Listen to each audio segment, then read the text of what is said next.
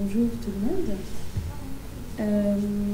Alors on va aller dans des domaines très différents de ce qu'on a entendu ce matin, puisque pour ceux qui ne me connaissent pas, je suis chercheur en art du spectacle. J'enseigne à Camondo, Paris et Toulon en suivi de mémoire, en méthodologie. Je vais commencer aussi un électif ici à Toulon, qui commence la semaine prochaine d'ailleurs, sur plus spécifiquement donc, les arts de la scène. Et aujourd'hui, ce dont je vais vous parler, c'est d'un domaine, on va dire, qui interroge quelque chose de l'ordre de la scène, du scénique, mais depuis le champ des arts visuels. Donc aujourd'hui, je ne vous parlerai pas de théâtre à proprement parler, ni de scène à proprement parler, aussi pour des raisons de complexité de la chose qui sont que, a priori, je sais que comme ça n'est pas votre formation, vous avez parfois un peu, mais souvent peu, de culture de ces arts de la scène, et que vous imaginez que du coup, prendre le temps de montrer des extraits de spectacles, d'écrire des dispositifs spectaculaires, ça aurait été un petit peu long pour ces 40 minutes. Donc, puisque j'ai à la fois la difficile tâche et le grand plaisir de parler au même moment que lui, je souhaitais ouvrir cette intervention en citant Patrick Bouchain lors d'un entretien que nous avions mené avec l'architecte en juin 2015. Il s'agissait de la première année d'un séminaire que j'avais monté avec deux autres chercheurs en art du spectacle et qui était accueilli par le Théâtre Nanterre-Amandier et son directeur de l'époque, Philippe Ken. Nous avions souhaité, en point de départ de nos réflexions sur les pratiques scéniques contemporaines, poser cette question à des praticiens et théoriciens issus de disciplines diverses. Qu'est-ce qu'une scène ? Nous nous disions évidemment que chacune et chacun apporterait un éclairage différent et qu'en interrogeant Patrick Bouchain, lui qui fut à l'origine de la conception ou de la rénovation de lieux aussi importants que le théâtre équestre Zingaro à Aubervilliers, le studio-théâtre de Vitry, la Grange au Lac à Évian, le lieu unique à Nantes, l'Académie nationale contemporaine des arts du cirque Annie Fratellini à Saint-Denis, le théâtre Gérard Philippe à Saint-Denis également, ou encore la fonderie pour le théâtre du Radeau au Mans, qui était donc dans un ancien garage. Nous nous sommes dit donc qu'en l'interrogeant, nous déplacerions notre point de vue. En tant que chercheurs, nous nous intéressions en effet à la scène une fois l'œuvre faite, tandis que lui se devait de l'envisager avant même la création des œuvres, en projetant des possibles dans un lieu que chacun doit pouvoir s'approprier, se devant d'accueillir des esthétiques différentes, des projets divers, des artistes d'univers variés, au processus tout aussi varié. Patrick Bouchain expliquait alors qu'à chaque fois qu'on venait le solliciter, c'était pour, je le cite, « permettre qu'un artiste travaille. On n'est pas venu me voir, disait-il, pour faire un lieu de culture. Ce sont des gens qui sont venus me voir parce qu'ils n'arrivaient pas à trouver de lieu de travail, le lieu dans lequel ils allaient produire une œuvre. » Les premières expériences de Bouchain dataient de la fin des années 60, époque à laquelle une majorité des artistes de théâtre ou de danse remettaient en cause les institutions, et avec elles, un certain type d'organisation du lieu théâtral, un certain cloisonnement entre le temps de la conception et celui de la présentation publique, souvent aussi entre l'extérieur et l'intérieur du bâtiment, entre l'art et la vie. Le plateau, finalement, il devenait un élément à concevoir, mais pas le principal, et surtout, pas de façon déconnectée du reste du bâtiment.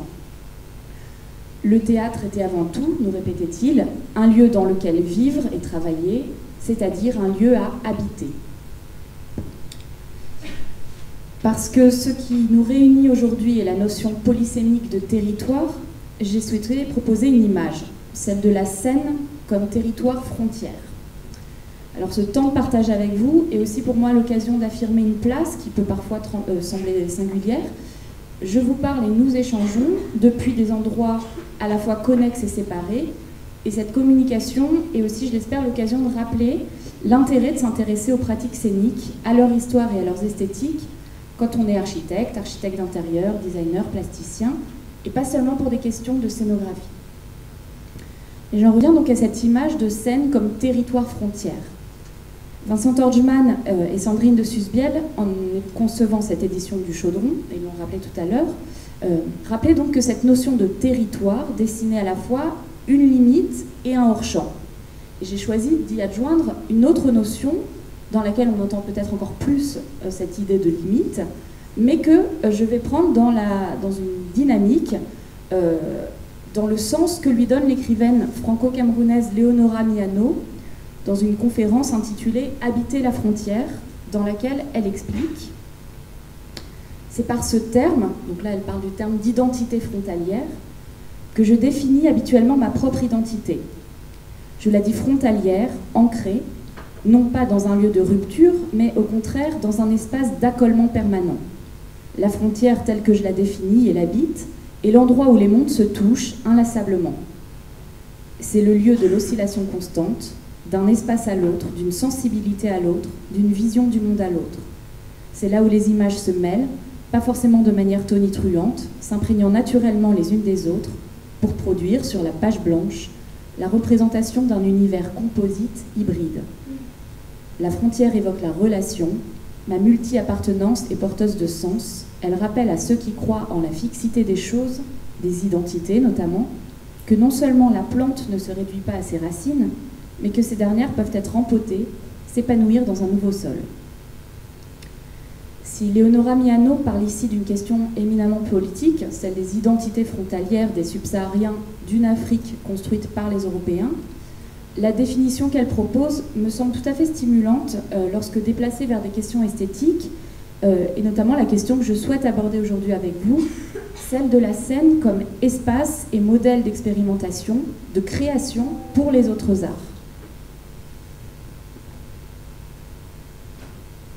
Alors qu'est-ce qu'une scène ? Étymologiquement, le terme grec de skéné renvoie à la tente, à un lieu ombragé, avant de finir par désigner, parmi d'autres acceptions de la langue française, aussi bien le plateau, donc l'espace du jeu, de la performance, que le découpage d'un texte dramatique, vous savez qu'on découpe en actes, en scènes, donc une durée, une action se déroulant sous les yeux de spectateurs et qui se constitue en tant que scène par la présence de ces mêmes spectateurs, que ce soit au théâtre ou d'ailleurs dans la vie de tous les jours. Le mot de scène, on l'utilise, il m'a fait une scène, j'ai assisté à une scène incroyable, on l'utilise dans la vie quotidienne. Mais la scène renvoie aussi à un espace mental, à un espace imaginaire. En posant cette question presque naïve à des artistes et chercheurs lors du séminaire que j'évoquais en introduction, il s'agissait pour nous à la fois de déplier des questions concrètes et de creuser l'importance et la validité de cette scène pour des actrices et acteurs de disciplines différentes. Car la scène n'est donc pas seulement un espace ou un lieu, elle est surtout un dispositif qui peut être structurel et ou symbolique, qui agit sur ceux qui l'habitent et ceux qui la regardent, tout autant qu'il est agi, et qui peut préexister mais aussi advenir. Au théâtre, rien n'est neutre. Pour le metteur en scène italien Romeo Castellucci, je le cite, un plateau est déjà plein des règles et des lois de la représentation classique, mais c'est aussi un cadre coupé dans le temps, c'est-à-dire un seuil. Pour la scénographe et plasticienne Nadia Loro, la scène est, je la cite, un espace extrêmement difficile. Elle me disait « Je pense qu'un espace architectural, quel qu'il soit, est intéressant s'il génère un rapport actif. Bien souvent, ce n'est évidemment pas vrai pour tout le monde. Il y a au théâtre une question de représentation. Il s'agit en fait d'une question assez délicate, qui est la première chose à considérer. Quelle est la différence entre représenter et présenter ?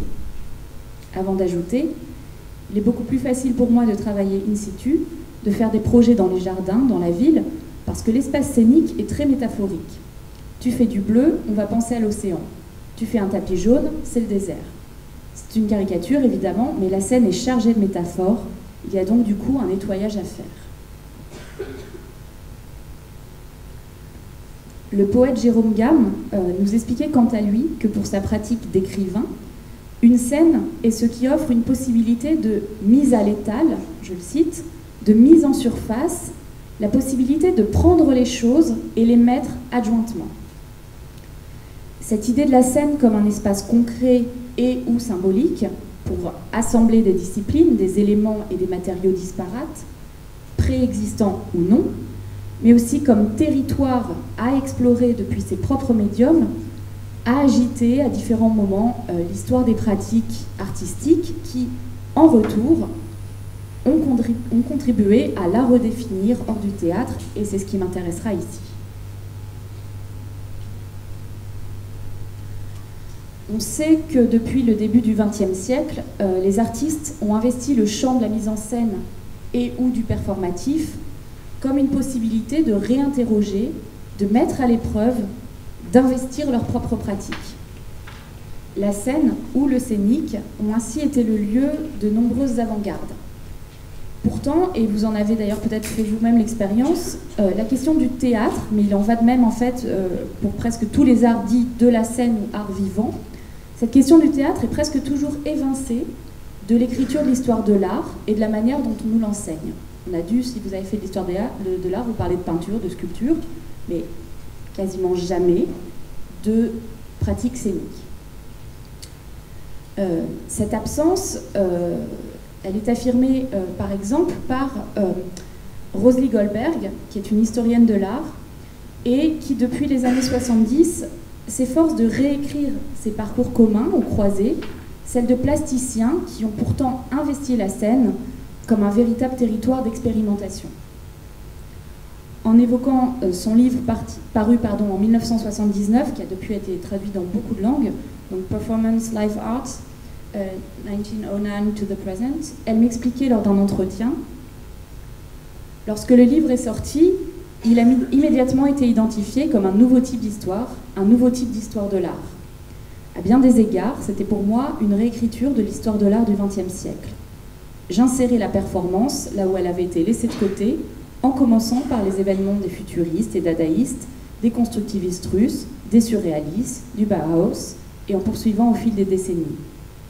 De façon intéressante, le XXe siècle était un siècle d'échange entre les médiums pour l'art occidental. Les plasticiens créaient des livres, des films, des installations sonores et lumineuses et des ballets mécaniques. Ils organisaient des événements et des happenings, mais malgré cela, l'accent a toujours été mis sur la peinture et la sculpture, comme si elles étaient plus importantes. Cette autre histoire, celle de la performance, qui était si intrinsèquement liée aux préoccupations artistiques de l'époque, était à peine connue ou reconnue. Dans l'introduction de mon livre, j'ai tenu à souligner le fait que la performance pouvait également être considérée comme un avant-avant-gardisme, un travail expérimental qui réagit rapidement aux changements politiques, culturels et technologiques et qui a un impact sur les développements artistiques. Je ne pense pas que l'omission était intentionnelle, mais plutôt que la performance était simplement un domaine que la plupart des historiens de l'art n'avaient pas essayé de comprendre, qu'ils n'avaient pas les références ou le langage pour y répondre. Fin de la citation. Et il suffit en effet d'en revenir à ce début du XXe siècle qu'elle évoque, ce que je vais faire ici très rapidement, alors au risque de gros raccourcis, pour trouver chez Dada, par exemple, ou au Bauhaus. Alors là, vous avez le célèbre ballet triadique d'Oskar Schlemmer en 1922, pour ne citer évidemment que des exemples frappants. Chez Schlemmer, la scène tend d'une part vers l'abstraction, et elle permet ainsi le déploiement de recherches sur la forme, l'espace, la couleur, le son, tout en s'affirmant comme le lieu privilégié du mélange des arts et des savoir-faire. Alors je vous avais prévu un petit extrait du ballet triadique.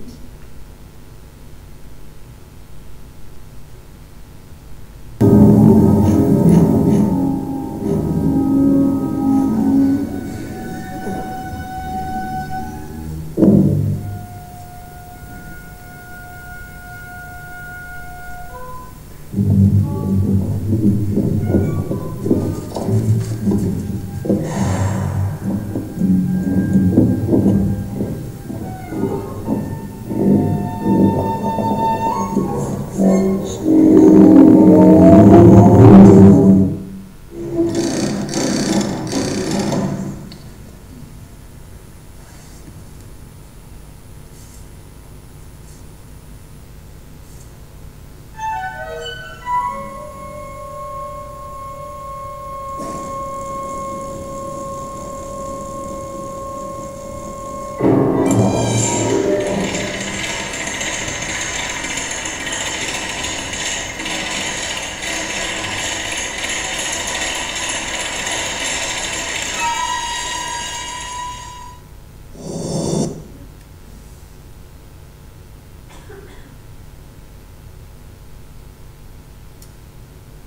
décennies plus tard, dans les années 50, les happenings et autres événements... Quelques décennies plus tard, donc dans les années 50, les happenings et autres événements, events, participent à introduire des pratiques vivantes dans cette histoire des arts. Et si le musicien américain John Cage a pu inviter l'architecte Buckminster Fuller à participer à l'une de ses pièces de théâtre, alors là vous avez Buckminster Fuller en compagnie du danseur et chorégraphe Merce Cunningham. Donc si Cage a pu inviter Buckminster Fuller à participer à l'une de ses pièces de théâtre, Le piège de Méduse, une comédie lyrique d'Eric Satie au Black Mountain College, donc en 1948, ces expérimentations scéniques ont plutôt conduit à déconstruire les codes mêmes du spectacle. Donc je ne sais pas si vous connaissez le Black Mountain College, mais autour de Cage et donc du danseur et chorégraphe Merce Cunningham, des musiciens, des danseurs, des peintres, des architectes expérimentent ensemble en créant non pas une œuvre d'art totale qui réunirait toutes ces disciplines au service par exemple d'une fable qui unifierait tout ça, mais des temps de rencontre, des ici et maintenant, des rendez-vous venant mettre en tension, en friction ces différentes disciplines artistiques, afin de redynamiser et les pratiques et leurs contacts par l'utilisation du hasard et de l'improvisation, en favorisant la participation du public lors de soirées généralement uniques et non reproductibles. Alors pareil, je voulais vous montrer un petit extrait d'un documentaire. Alors c'est en anglais, mais on comprend assez aisément. Years, some just for the summer. It became a melting pot of ideas. Experimentation was encouraged, and everything celebrated. It created an environment of collaboration between artists, and a rethinking of what art could be. Theatrical performances were commonplace at Black Mountain, where the line was blurred between art and entertainment. Black Mountain came to be very significant in the history of performance. In the summer of 1952, one evening in the dining hall, an unnamed performance took place. John Cage had come up with an idea for an event. It involved artists working together but independently at the same time. He invited his friends to perform within set time frames. There was no script and no rehearsals. Some say Robert Rauschenberg played records and showed his paintings. Charles Olson read his poetry. Cage discussed Zen Buddhism. Merce Cunningham danced and was chased by a dog. Coffee was served. This work would later be known as Theater Piece No. 1. It's now considered to be the first happening and one of the first works of performance art. Alors, je ne sais pas si vous avez besoin que je redise, enfin ça va, vous avez entendu, en gros donc ça raconte brièvement que au Black Mountain College, donc, qui était un endroit où on venait se former aux différentes disciplines artistiques, le théâtre occupait une place assez centrale, et notamment en cette soirée de 1952 où Cage, Rauschenberg, Cunningham et d'autres, dans la cantine de l'établissement, ont commencé à faire ce qu'on a considéré comme être le premier happening, c'est-à-dire chacun se mettait à faire des performances simultanément, mais sans chercher, encore une fois, à ce que tout ça soit unifié, vraiment en assumant que chacun faisait ce qu'il avait à faire et que cette espèce d'hétérogénéité était en fait ce qu'il cherchait aussi à éprouver. Donc juste un petit mot pour dire que ce Black Mountain College, d'ailleurs, il a été fondé par des anciens du Bauhaus. Vous savez que l'école du Bauhaus aussi, la scène était très importante de la formation, la question scénique, et qu'évidemment quand ils sont arrivés aux États-Unis et ont fondé ce lieu, eh bien, elle a continué à servir en tout cas là aussi de territoire pour expérimenter des pratiques très différentes.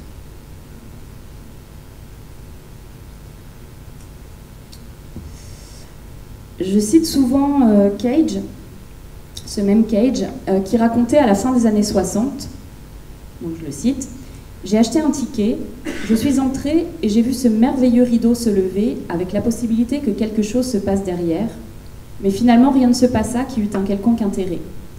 Le théâtre était une grande déception pour qui s'intéressait aux arts. » Alors si cette citation revient souvent dans mon travail, c'est qu'elle montre qu'en même temps que le théâtre, en tant que spectacle, est trop souvent la source d'un rejet chez les artistes, donc potentiellement sans intérêt, ennuyeux, vieux, faux, non inventif, etc. Le théâtral, pour autant, au sens à la fois spatial et temporel, c'est-à-dire là, le rituel du ticket acheté, de l'entrée en salle, le rideau qui cache, plein de possibilités, ce théâtral est quant à lui un puissant dispositif de projection et d'imaginaire, articulant expériences individuelles et collectives. J'ai pu par le passé m'intéresser précisément à la notion de théâtralité des arts visuels, et si l'on trace une histoire qui partirait de la fin des années 60 à aujourd'hui, on peut distinguer deux grands mouvements dans les arts visuels, deux grandes typologies de manifestation de la théâtralité. D'un côté, les pratiques qui interrogent, revisitent, transforment le dispositif théâtral, remettant ainsi en question tant l'objet d'art que son contexte.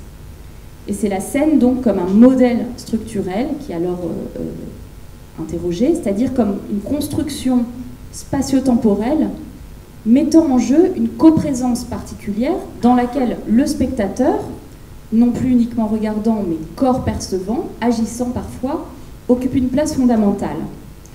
Je citerai pour exemple le travail de Ulla von Brandenburg autour du rideau, vous l'avez peut-être vu au Palais de Tokyo à Paris, celui de Dan Graham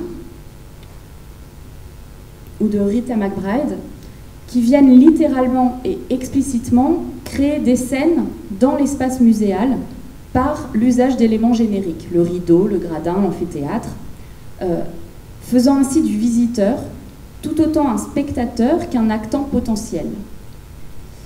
Face aux œuvres de von Brandenburg, par exemple, le spectateur se trouve confronté à un code visuel qui l'identifie, mais déplacé, recontextualisé, et qu'il s'agit de traverser, comme pour passer de l'autre côté du miroir, ce qu'il ne fait jamais au théâtre. Le rideau est rideau, mais il est aussi moins et bien plus que cela, puisqu'il est rideau théâtral et donc symbolique, et une œuvre en tant que telle, puisque comme une sculpture ou une installation, il vaut aussi. Lui qui marque traditionnellement un début, une fin ou une transition tant temporelle que spatiale, occupe rarement une position centrale. Ici, acquérant justement une autonomie, il s'inscrit dans et inscrit une temporalité inhabituelle. Il va installer d'emblée un code d'attente. Il introduit dans l'espace de l'exposition une durée suspendue, comme l'est la position du spectateur qui traverse ces installations. Parce qu'elles mettent en jeu des objets et des dispositifs symboliques, drainant avec eux tout un ensemble de conventions et de références, les œuvres de Ulla von Brandenburg posent un cadre structurel fort, et c'est parce que ce cadre existe que l'expérience peut avoir lieu.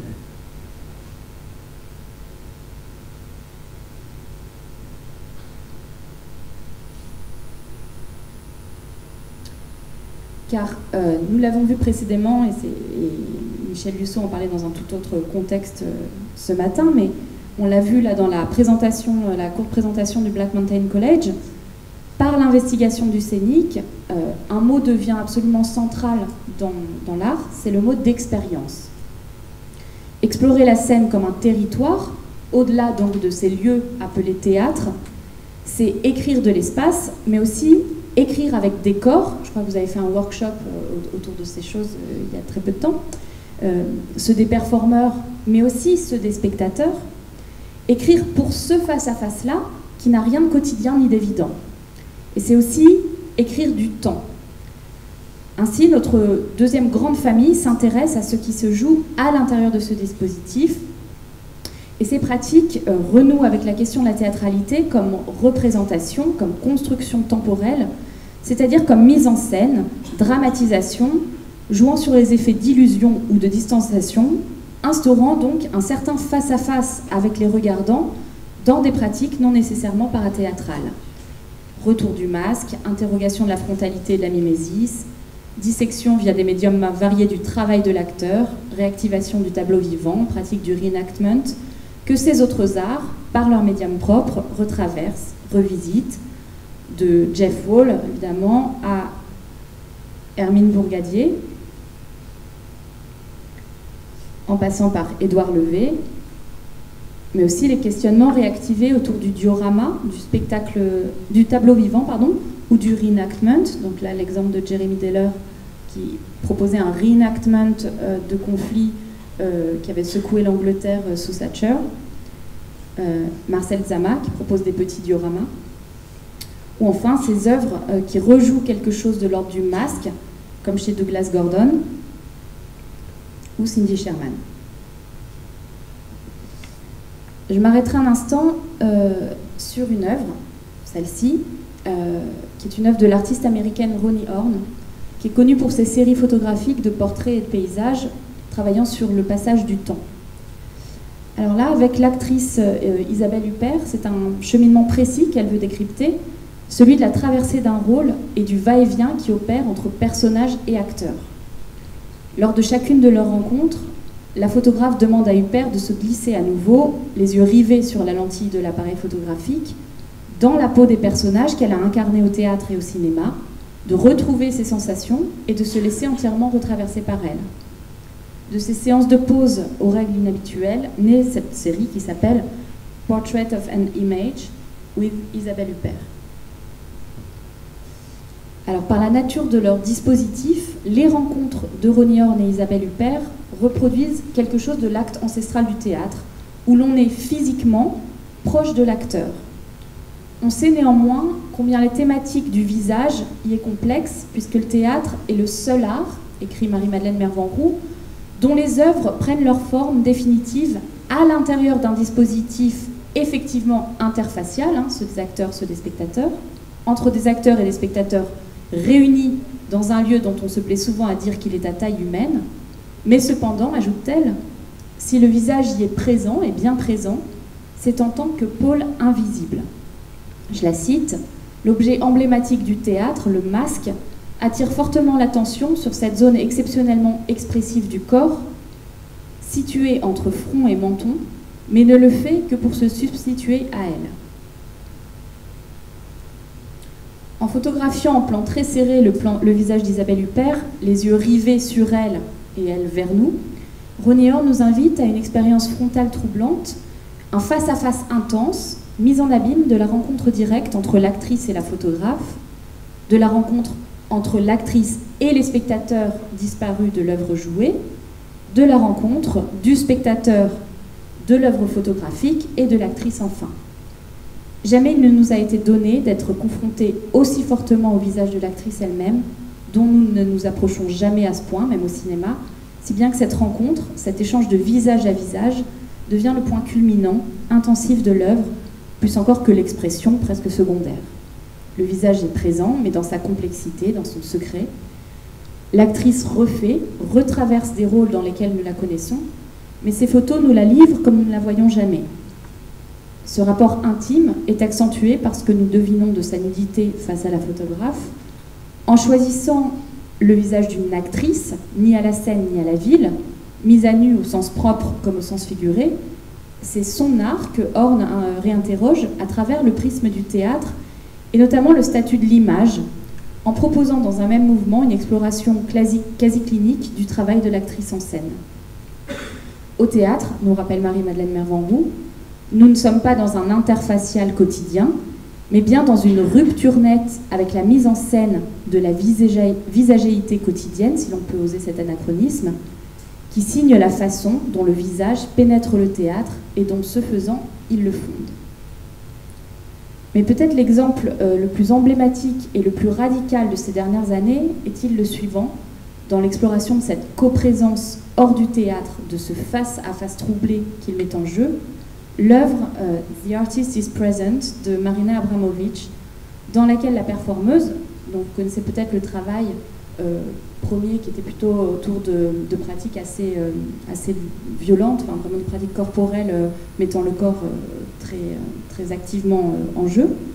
Dans cette œuvre The Artist is Present, la performeuse assise sur une chaise, proposait aux visiteurs de venir s'asseoir face à elle durant les heures d'ouverture de sa rétrospective au MoMA de New York en 2010. Je vous montre un extrait d'un documentaire qui a été fait sur cette œuvre.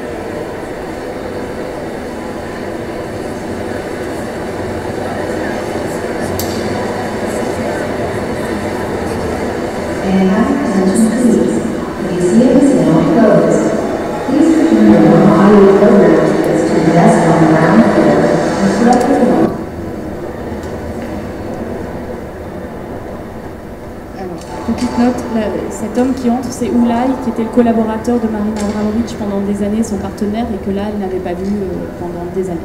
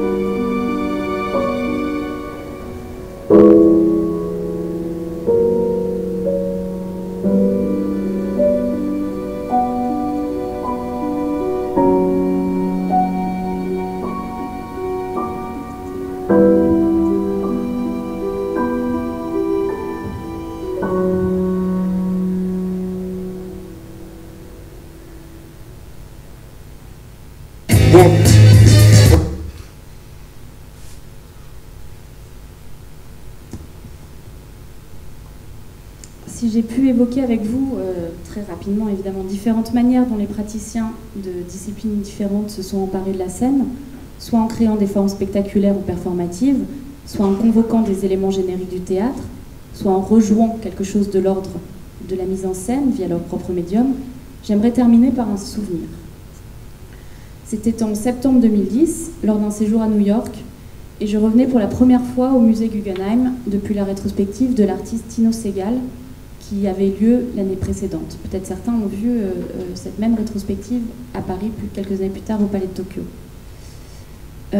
Quand je revenais au Guggenheim, l'exposition thématique alors présentée s'appelait Haunted, hanté, et proposait dans la grande rotonde ascendante qui signe l'architecture de Wright Un corpus d'œuvres dans lesquelles une présence, souvent invisible, de l'ordre de l'apparition fantomatique, de la trace, de reste d'un acte passé ou à venir, était rendue palpable, perceptible, par l'usage des médiums vidéographiques, photographiques ou performatifs. Ces œuvres n'étaient pas des documents, mais au contraire, valaient par la façon dont elles activaient au présent ces domaines mystérieux. De cette exposition, je retiens 3 choses. Tout d'abord, les cinémas américains, photographiés par l'artiste japonais Hiroshi Sugimoto, comme autant de vieux théâtres, cadres de scènes transformés pour le 7e art, et dans lesquels l'écran blanc que vous voyez contient en réalité toute la durée d'un film, durée qui a été celle de l'ouverture de l'obturateur du photographe pour lui permettre d'une part de capter dans tous ses détails un lieu plongé dans l'obscurité, d'autre part de rendre sensible, via cet écran lumineux, une temporalité aussi présente, immédiate, le geste photographique, que passée, capter le film dans son entièreté.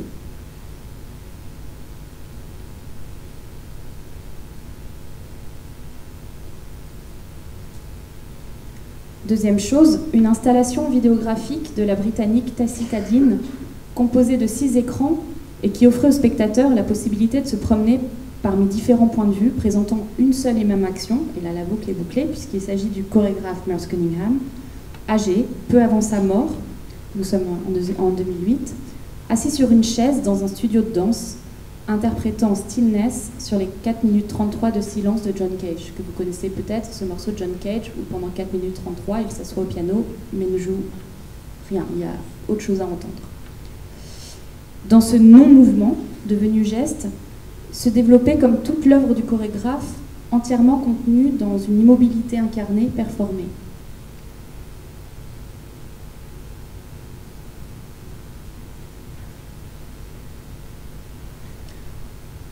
Enfin, heureuse coïncidence, cette exposition faisait suite donc à l'œuvre This is Progress de Tino Sehgal, pour laquelle on n'a, comme d'habitude chez Sehgal, aucune image, présentée au Guggenheim début 2010, et j'en rappelle rapidement le protocole, mais vous l'avez peut-être vu, encore une fois, au Palais de Tokyo à Paris il y a quelques années. Alors, Sehgal avait vidé le centre du Guggenheim de ses œuvres, et l'artiste avait proposé aux visiteurs un parcours presque initiatique dans le musée, accompagné par ceux qu'il désigne non comme des acteurs ou des performeurs, mais comme des joueurs. Chaque visiteur arrivait dans le hall du musée et était accueilli par un enfant qui lui demandait « C'est quoi pour toi le progrès ?» Puis, il commençait à marcher avec l'enfant en échangeant sur cette question et était rejoint par un adolescent, un jeune adulte et enfin une personne âgée avec laquelle il continuait la discussion enclenchée par la question de l'enfant et parcourait l'espace de la rotonde jusqu'à arriver tout en haut du bâtiment. Quiconque a fait l'expérience de cette œuvre le dit, il est désormais impossible d'entrer dans le musée sans que nous reviennent à l'esprit ces duos de visiteurs et de joueurs, plongés dans des dialogues dont eux seuls connaissaient la teneur précise, mais que l'idée de progrès avait enclenché. L'œuvre de Sehgal, si elle existait dans le temps de son action, reprenait ici ses droits, alors que je revenais au musée quelques années plus tard, dans ce temps de l'après-œuvre, dans les récits qui en étaient désormais faits. Elle était peut-être celle qui, le mieux, un an après sa présentation, par la mémoire tant individuelle que partagée qui continuait à habiter le musée new-yorkais, rendait palpables ces traces, ces fantômes qu'on entendait réunir dans l'exposition Haunted. Cette situation et ces œuvres avaient provoqué chez moi une sensation similaire à celle que l'on peut ressentir lorsqu'on pénètre dans un théâtre vide, un espace déserté, mais habité, à la fois évident et mystérieux. J'avais partagé un temps commun avec l'œuvre, mais ce n'était pas que ça. Ce temps avait une persistance, mettant en jeu une mémoire ancestrale débordant le cadre de mes souvenirs personnels. Qu'est-ce que ces exemples très différents que j'énumère depuis le début de cette communication me semblent dire de la constitution d'une scène comme territoire frontière telle que je la définissais au début? Nous venons d'observer des œuvres qui font explicitement référence au théâtre et à ses composantes, de façon parfois presque littérale, comme l'exemple du rideau. Des éléments donc structurels, symboliques, qui transportent avec eux quelque chose du théâtre comme pratique ancestrale et archaïque. Et néanmoins, ce n'est pas uniquement parce qu'on est en présence de ces éléments théâtraux qu'une scène se constitue. Si l'on regarde nos exemples, on retrouve dans un premier temps quelque chose de presque définitionnel de ce qu'est une scène, un cadre spatial et symbolique qui distribue les rôles, cadre avec lequel on peut plus ou moins jouer, un seuil, un espace et un temps autonome, hors de l'espace et du temps quotidien, Un face-à-face troublé entre identification et altérité, proximité et distance, reconnaissance et artificialité. Un lieu de l'action, de possibilités d'émergence de l'action, mais aussi de l'action passée ou à venir. Un contrat tacite, des codes qui préexistent à l'événement théâtral. Mais dans un deuxième temps, parce que ces éléments du théâtre, ce théâtral est retravaillé, décontextualisé, décadré, sorti du théâtre par ces plasticiens, alors un autre type de scène se constitue, que je pourrais décrire par les éléments suivants. Une expérience individuelle propre au musée, mais par l'idée de la scène travaillée par du commun, par une mémoire partagée, avec une mise en jeu de codes très anciens, identifiables par tous, que ce soit la convention du rideau, le lieu où l'on joue, le lieu où l'on regarde, l'actrice, etc. Un jeu de décadrage du cadre établi par une intervention d'indistinction dans la reconnaissance, une mise en doute de ce qui se joue sous nos yeux. Pour prendre un exemple simple, le rideau ou l'amphithéâtre, qui sont rideau et amphithéâtre, mais deviennent aussi, donc on le disait, sculpture et lieu, et renvoient le visiteur à une indistinction quant au statut de ce qu'il a devant lui, et qu'il croyait pourtant reconnaître, et quant à son propre statut à lui, est-il actant ou regardant. Et enfin, des récits même minimaux, comme chez Segal, qui ne nous racontent ni ne nous disent quelque chose, mais qui structurent l'expérience. Ces plasticiens jouent avec les codes du théâtre, mais leur but n'est jamais pour autant de déconstruire ces codes, ni ceux du théâtre, ni ceux du musée d'ailleurs. Ce n'est pas le théâtre pour le théâtre qui les intéresse, mais pour ce que cette pratique a de constitutif. La scène permet de libérer quelque chose des arts visuels et de leur principe d'exposition, et de façon tout à fait intéressante, dans un mouvement inverse, quelque chose du théâtre se libère dans le champ des arts visuels, venant enrichir une définition de la théâtralité comprise dans le cadre du théâtre. Elle s'affirme, cette scène, au théâtre et ailleurs, comme ce territoire où les éléments peuvent se tisser, se nouer, se dénouer devant nous et avec nous. Envisager la scène comme un territoire frontière, c'est mettre en jeu l'hybridité, le disparate, c'est accepter un entre-deux, une zone d'indistinction que certaines pratiques actuelles précisément travaillent. Envisager la scène comme un territoire frontière, ce serait enfin aussi envisager la scène comme la possibilité d'un commun, non au sens d'une communion, d'un consensus, mais d'un espace de partage, d'une mise en jachère, d'un compost joyeux, d'un tissage infini, duquel pourraient émerger des désaccords, des accords, des conflits et des questions. Voilà, merci pour votre attention.